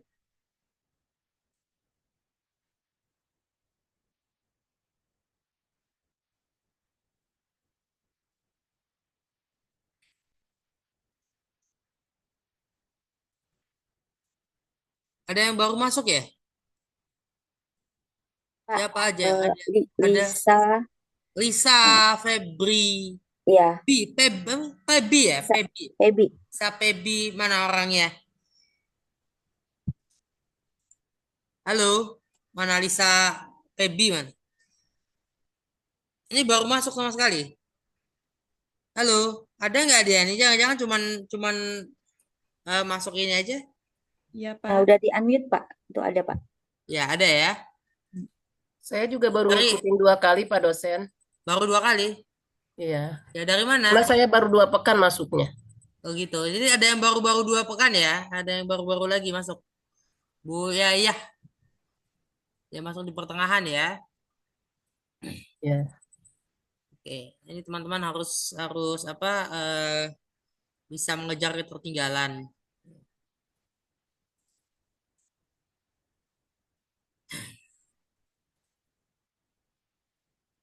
Nah kita kuliah Pancasila ini sudah hampir selesai ya. Tinggal kemudian filsafat dan Pancasila lagi. Ya. Nanti ini sudah hampir selesai. Pancasila filsafat juga hampir selesai ya. Filsafat udah tinggal berapa? Filsafat umum. UASnya tanggal berapa ya, Pak? Kenapa? UASnya tanggal berapa ya? UASnya. Nah, UAS kayaknya UAS itu Oh, Januari. Januari. Kita Akhir UAS Januari atau di Desember ini. Iya, kita UAS di Januari. Januari pertengahan atau akhir, Pak? Hah? Saya nggak tahu atau ada pengumuman nggak? Dikasih tahu Belum, nggak? belum ada Kalau itu pengumuman. libur nggak? Kalau libur kan Sepertinya berarti libur ya, karena Harusnya nasional. libur, Pak. Nasional kan? Kan tanggal merah. ya Tanggal maksudnya 25-nya aja kali bersama. liburnya kali ya? Tanggal 25-nya doang kali ya? Mm-mm. Kan libur Atau hari, ya, cuti bersama. Tanggal 25 itu hari apa? Hari Rabu. hari Rabu, Pak. 25, Iya, 26, 26-nya cuti bersama. Oh, Kamisnya berarti libur juga ya, Bu Ami? 25-nya Ya, saya itu 26-nya hari libur, Natal. cuti bersama. Hmm. Nah, 1-2 Januari libur. 2 Januari itu Selasa ya? Tanggal satunya Rabu saja, Kamis. Pak, tanggal 2 masuk. 1 Januari itu Rabu juga kan? Ya, karena 31 hari ya. Tanggal 25 itu 7 hari sebelum tanggal 1. 31 berarti hari tanggal Rabu 25. Kalau yang 31 hari, kalau yang bulan yang 31 hari tanggal 25 itu 7 hari sebelum tanggal 1 bulan berikutnya. Jadi pasti sama. Pak, jadi Kenapa? Halo, ini libur kenapa 2 lagi kali nih? berturut-turut. Rabu sekarang dan Rabu depan liburnya berarti ya? Ya, 25 dan 1. Rabu depan dan depannya lagi. Kok Rabu sekarang? Ini Rabu ini masuk kita. Iya, maksudnya Rabu besok dan Rabu depannya lagi. Iya. 25 dan tanggal 1, Bu. Iya, tanggal 25 dan tanggal 1. Tapi ini libur ya, 25-nya nggak masuk ya? Natal. Tanggal 25 dan tanggal 1 nggak masuk gitu. Iya, Pak. Berarti nanti tanggal 8, Tapi tanggal tergantung 15 masuk. kebijakan kampus sih, Pak. Tergantung kebijakan kampus. Iya, itu maksud saya. Kalau saya mau masuk boleh ya kan? Boleh Boleh aja, aja. Pak. Kebijakan kampus mengikuti kebijakan nasional. Belum tentu. Bapak-bapak bisa sambil bakar jagung malam tahun Isif baru. loh, ini isif. Isif enggak, belum tentu isif itu. Saya tahu karena saya ini sudah berjodoh dengan PTKI, Bu. Perguruan Tinggi Keagamaan Islam itu jodoh saya. Berarti isipma liburnya itu ya 1 Muharram berarti 1 Januari nggak libur. Tapi ya 1 Muharram kan libur, tapi kan malamnya kan kita masuk malam 1 Muharram. Iya, nggak apa-apa. Malam 1 Muharram yang 1 Muharram malam tanggal 2-nya yang ini ya, yang libur ya. Nggak apa-apa sih Pak. Kalau urgen mah urgen menjelang ujian, ada materi belum Ya, karena tersampaikan. memang harus ini. Nggak masalah. Gini, apa namanya yang terpenting kan itu Satu itu ya. Kemudian berkaitan ini ya. Kalau kampus-kampus ya kampus-kampus yang berbasis pesantren, saya kira memang rata-rata tidak sama liburnya dengan ini, dengan apa namanya, dengan yang lain ya, dengan kampus-kampus yang reguler. Jadi kampusnya yang reguler itu maksudnya liburnya Jumat Sabtu kan. UN kan libur Jumat Sabtu. Oh iya ya. Saya nanya teman saya di apa namanya tuh, IAK, IAK ya, I ya IAKN ya, Institut Agama Kristen Negeri.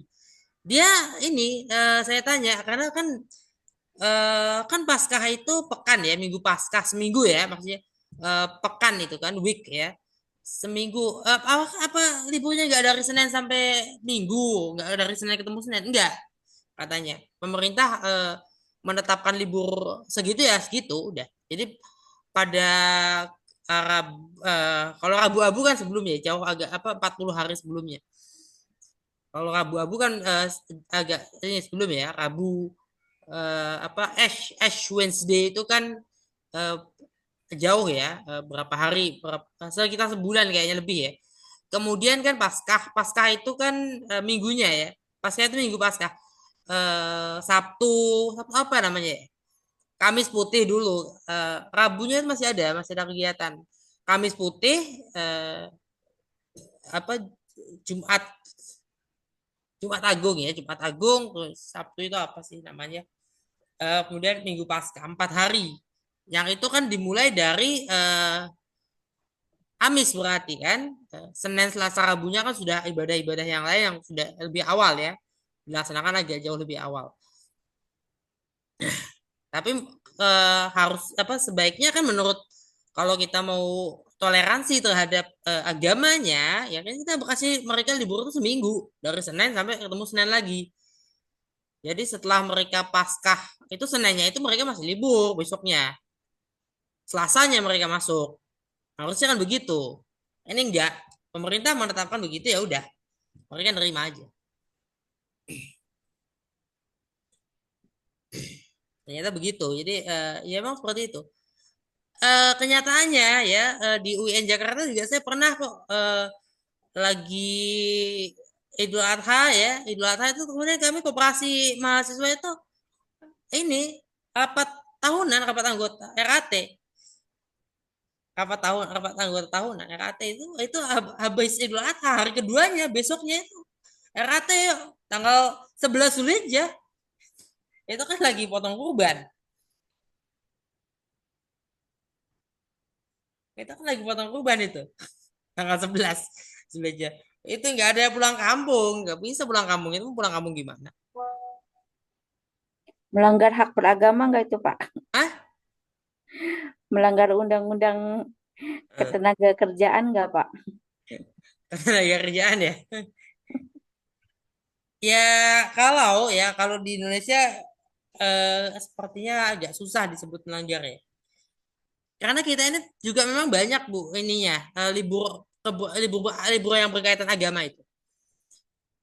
Saya juga pernah berdiskusi dengan teman-teman ya. Kalau libur yang berkaitan agama itu kita batasi aja lah, kan yang ini 90% ya kan. Ya kalau umat Hindu, umat Buddha itu insya Allah nggak protes loh Bu. Insya Allah mereka nggak protes loh. Nggak, mereka tuh nggak kemungkinannya mereka tuh nggak protes. Ya paling ada protes sedikit lah ya. Mereka tuh Kan kemungkinannya enggak. mereka libur, Pak. Ya kalau mereka nggak dikasih libur, nyepi misalnya, nggak liburan nyepi masuk aja, merekanya aja yang libur, yang lain masuk gitu misalnya. Atau Waisak gitu, Waisak juga sama gitu disuruh, udah merekanya aja yang libur kita masuk gitu misalnya, kayak gitu ya. Mereka tuh nggak tersinggung nggak? Ya, kalau RAT pulang kampung, ntar anggotanya nggak dapat SHU, Pak. Ya sayang. Iya maksud saya tuh apa ini ya, umat Hindu, umat Buddha itu nggak akan tersinggung, setahu saya ya, nggak akan tersinggung kalau misalnya kita mengurangi jumlah hari libur agama, ya dikurangi lagi gitu ya. Misalnya cukup yang Islam sama Kristen aja, Islamnya juga dikurangi, Maulid nggak libur, atau Isra Mi'raj nggak libur, Nuzulul Quran nggak libur. Kira-kira tuh eh, yang protes nambah nggak? Yang protes lebih besar nggak kira-kira? Ya sebenarnya gini, Maulid Isra Mi'raj itu kan tidak perlu libur sebetulnya. Tidak membutuhkan libur. Libur itu tujuannya Ya apa? itu tidak perlu. Libur kan hari raya aja, Pak. Libur itu kan kalau memang kita akan ada ibadahnya, ya ibadahnya yang ibadah itu, ya kan Maulid kita Idul Fitri salawatnya kan aja. malamnya, malamnya kita mauludan, mauludan kan semalamnya, kan paginya masih bisa berangkat kerja. Tapi faktanya kalender Indonesia banyak merahnya, Pak dosen. Kan Ya, banyak hari jadi besar karena banyak agamanya. merahnya kan bisa nggak dikurangi? Enak dong, Bu. Enak kan, Bu, banyak merahnya. Tapi Emang saya iya itu. mah dengan tugas saya, Bu, merah nggak merah, saya tetap masuk. Nah, itulah makanya kita yang berbasis pondok itu rata-rata setahu saya memang rata-rata nggak masalah, oke lah masuk aja. Tapi itu kesepakatan ya, bukan nggak kesepakatan, harus kesepakatan. Mau masuk atau enggak. Jangan jangan apa semena-mena nggak bisa, enggak. Itu kesepakatan. Itu kan kontrak sosial. Ketika ini ya, namun memang mahasiswa tidak bisa apa tidak bisa ikut mengambil kebijakan soal libur itu. Jadi libur kuliah enggak nih itu misalnya. Kalau H-1 kemudian nggak jadi libur kuliah, itu hak dari eh, pengelola kampus. Nah, ternyata nggak jadi libur, ya udah. Karena di sini sistemnya sudah berjalan, sistemnya jalan.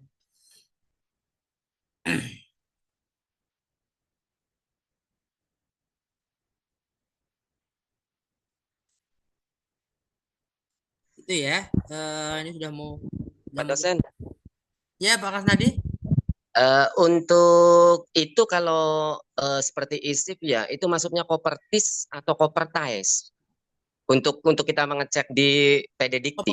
Oh, kalau PD Dikti itu semuanya Pak. PD Dikti itu PDDikti itu yang ya yang situs PD Dikti itu semuanya Pak. Semua. Itu nggak melihat di bawah kementerian mana. Karena Unhan juga ada. Unhan kan di bawah Kementerian Pertahanan. Kalau PD Dikti itu data perguruan tinggi. Bukan data pendidikan tinggi Indonesia. Itu keseluruhan. Jadi yang sekarang ini menjadi Kemendikti Saintek ya, itu kalau urusan data, itu data dari kementerian-kementerian lain juga diikutkan, harus. Karena itu data urusannya. Urusan data, urusan akreditasi itu kementerian-kementerian lain juga ikut dilibatkan. Kemenak ikut, Kemhan kan punya kampus juga, Universitas Pertahanan. Kementerian yang lain ya, itu diikutkan. Kemenkeu kan ada, Kementerian Keuangan punya, ya. Kementerian Dalam Negeri juga punya. Itu masuk dalam itu, karena pendataan. Jadi kalau kita baca statistik pendidikan tinggi, ada perguruan tinggi di bawah kementerian yang memang kementeriannya itu ya. Ada perguruan tinggi di bawah kementerian lain. Nah, saya di bawah Kementerian Agama berapa? Di bawah itu ada ini. Di bawah Kementerian Agama, di bawah kementerian itu. Nah, kita di ini kalau ijazah memang kita di Kopertais karena yang kepengurusan penomoran ijazah nasionalnya ada di Kopertais masing-masing. Kopertais itu nomor ijazah itu nasional ya sifatnya. Jadi tidak diberikan langsung oleh Kopertais tapi negara yang ngasih langsung. Saya nggak tahu kayaknya satu pintu ya. Kalau itu satu pintu atau satu atap penomoran itu. Jadi tidak ada lembaga lain yang bisa memberikan nomor. Jadi hanya satu instansi yang memberikan nomor, tapi melalui siapanya itu jalannya itu sudah ditentukan. Jadi kita nitipnya kemana gitu, Pak. Kita mintanya kemana? Nanti karena belangko ijazah kan di tangan atasannya masing-masing, di tangan induknya masing-masing. Belangko ijazah itu. Jadi tidak ada Kopertais susunya yang menyusui kampus lain ya ada. Di PT KIS itu induknya satu, nggak ada ibu susu, ibu kandung semua. Jadi anak-anak kopertas ya, anak-anak kandungnya kopertas ya satu satu itu, nggak bisa dititip-titip ke provinsi lain.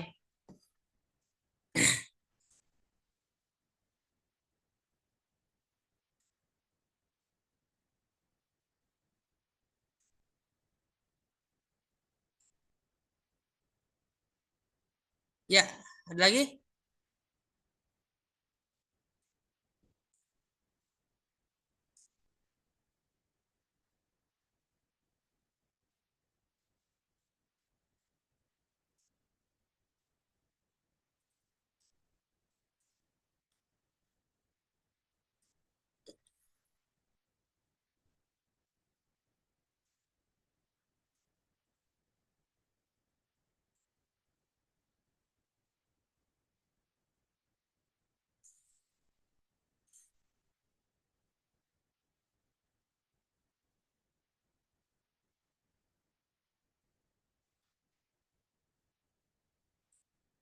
Halo, Iya, Pak dosen. gimana? Ada lagi nih, masih 4 menit lagi nih. Kita punya waktu 4 menit. Pemaparan Pak dosen udah selesai semua ya? Kenapa? Pemaparan Pak dosen sudah selesai semua Udah ya? semua yang ini. Saya tadi masuknya agak telat Pak dosen. Ya. Bu Yayah ya? Iya. Gimana? Materinya ada kok, Bu, di grup. Ada ya, di grup udah dikasih ya? Udah saya kasih kan? Iya, Pak. Sudah, Pak. Ini juga teman-teman diharapkan ya, kalaupun ada yang baru untuk tetap apa istilahnya, jadi mengejar ya, jangan sampai tertinggal. UTS-nya udah belum sih yang baru-baru ini? Belum. Belum ya? Tetap dikerjakan aja UTS-nya ya. Nanti saya japri ya dosen. Kan yang baru-baru belum ngerjain tugas nih, kayak saya baru masuk ini. Ya ini UTS-nya gimana? Saya coba komunikasikan juga dengan ini. UTS-nya ya. Soal UTS kan sudah sempat dikasih ya.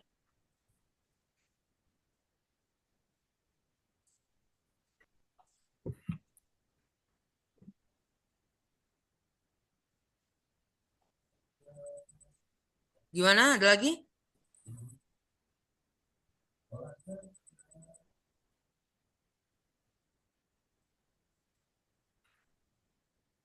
Halo. Halo, Pak.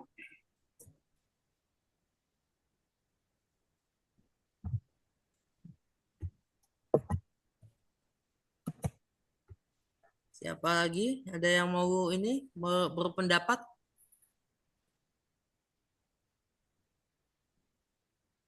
Iqbal Hidayat mana? Ini kelas jangan. Halo? Halo, Ya. Gimana? gimana Pak? Ya, gimana mau mau ini nggak ada yang mau ditanyakan atau Oh, cukup Pak. Menyimak dulu saja.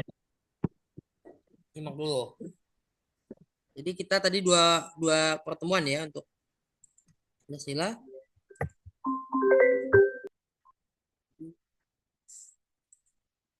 Tiga tiga kalau nggak salah. Pas studi Pancasila juga tinggal tiga.